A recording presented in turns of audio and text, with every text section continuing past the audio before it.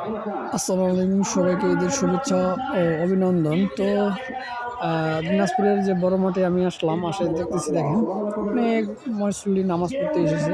আপনারা দেখতে পারতেছেন, আমি উপর থেকে ভিডিওটি করতেছি।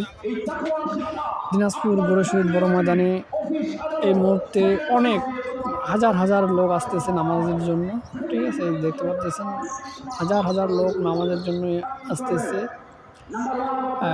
আর আজকে অনেক রোদ, মানে দিনাজপুর বড় মাঠে আজকে অনেক রোদের মধ্যেও অনেক মানুষ এই নামাজে শরিক হয়েছে।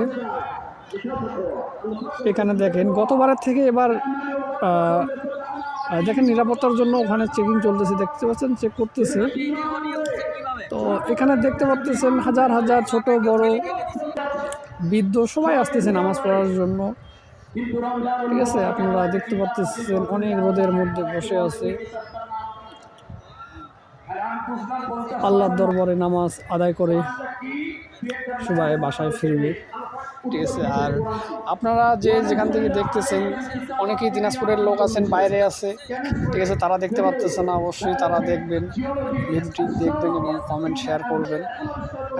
এখানে কোনো দুর্ঘটনা ঘটলে এখানে ফায়ার সার্ভিসের গাড়ি নিয়ে আসা আছে, দেখতে পাচ্ছেন আপনারা, ফায়ার সার্ভিসের গাড়ি এখানে আছে, সাথে র্যাব, পুলিশ, সব সংগঠন, সরকারের সব সংস্থার লোকজন এখানে আছে। আপনারা দেখতে পাচ্ছেন, দেখেন অনেক লোক ছাতার মধ্যে, ছাতা মাথার উপর নিয়ে বসে আছে। মূলত দিনাজপুর গড়ে শহীদ বড় ময়দানে নামাজ শুরু হয়েছে 9টা 10-এ, 9টার সময় নামাজ আদায় করার সময়। ঠিক আছে, এখন বয়ান চলতেছে, আপনারা অবশ্যই একটু শুনতে পারতেছেন।